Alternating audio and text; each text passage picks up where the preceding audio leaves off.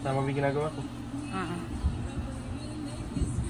Yan, ito po yung kay Cookie na daily moisturizer para mas mabilis kumapan ang kanyang balahibo.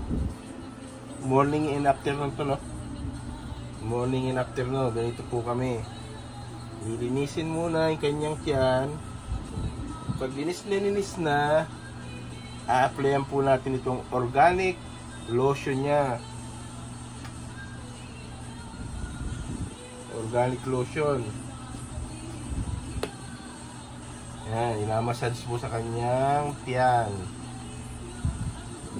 Ito po ang recommended ng kanyang vet. Ito po yung trabaho namin dito tuwing gabi at umaga. Mamasahe ng kanyang